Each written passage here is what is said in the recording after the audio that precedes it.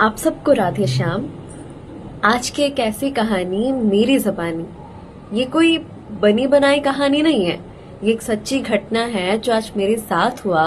और इसके पश्चात जो मैंने अनुभव किया ना, मैं ठाकुर जी की बहुत बहुत आभारी हूँ। तो आइए शुरू करते हैं। तो अगर आपको पता नहीं, मैं बताना चाहूंगी, मैं एक रिपोर्टर हूँ और मैं एक मीडिया हाउस में काम करती हूँ। तो मेरा काम रहता है, मैं शॉप्स में जाती हूँ, प्रमोशनल वीडियोस बनाती हूँ। तो आज मैं एक ऐसे ही शॉप में गई थी और वहां पे जो देखा, उसने मेरे जीवन को देखने का दृष्टिकोण परिवर्तित करके रख दिया।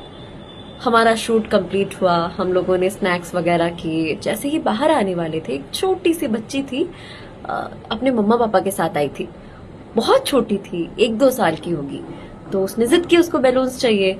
तो वहां के जो ओनर थे वो इतने अच्छे थे कि फटाफट से जो दीवार पे बैलून्स लगे थे डेकोरेशन के लिए, उसको निकाला और उस छोटी सी बच्ची को दे दिया। अब बैलून्स तो मैंने भी अपने हाथों में पकड़े थे और वो बच्ची बहुत प्यारी थी। तो मैं उसके पास गई, उससे बात करने लगी कि दो अपने बैलून्स दो, बेटा तुम्हारा नाम क्या है, कहाँ से हो, कैसी हो। तो ऐसे हमारा वार्तालाप चल रहा था। फिर हम लोग बाहर आए क्योंकि हमारा भी घर जाने का टाइम हो रहा था। तो मैंने देखा कि उसके जो मम्मा पापा है, उनका फाइनेंशियल कंडीशन इतना अच्छा नहीं है। हस्बैंड वाइफ एक छोटा सा साइकिल लेके आए थे और अपने आप में कुछ बात कर रहे थे। तब मैंने इतना ध्यान नहीं दिया, लेकिन जब वो देख रहे थे मैं उनकी बेटी को प्यार कर रही हूँ, सहला रही हूँ, पूछ रही हूँ, तो उन्होंने इशारों से कहा कि वो बोल नहीं सकते, वो सुन नहीं सकते। जब मैंने ये देखा ना, मैं शॉक हो गई। 1 मिनट के लिए ब्लैंक हो गई कि क्या बोलूं क्या ना बोलूं। लेकिन उन्होंने इशारों से ये भी कहा कि उनकी जो बेटी है वो बोल सकती है। मन में बस यही भाव आया, अब मैं कोई जादूगरनी तो नहीं, या फिर मेरे पास कोई जादुई शक्तियां तो नहीं कि मैं किसी के ऊपर हाथ रखूं, किसी को आशीर्वाद दूं और सब कुछ ठीक हो जाए। लेकिन बस उस बच्ची के सर पे ऐसे हाथ रखा और अपने राधे कृष्ण को स्मरण किया और इतना ही कहा कि हे ठाकुर जी, आपने इतना सुंदर जीवन दिया है इसे, इतने अच्छे माता पिता दिए हैं। बस इतना करना कि इस बच्चे के ऊपर अपना आशीर्वाद हमेशा बनाए रखना। बोलने की बात नहीं है, ठाकुर जी तो सबके ऊपर प्रेम लुटाते हैं, कृपा दृष्टि बनाए रखते हैं। लेकिन हे ठाकुर जी, इस बच्ची का लाइफ अच्छा हो, बस ये इतनी काबिल बने कि अपने मम्मा पापा का ध्यान रख पाए और उनका नाम रोशन कर पाए।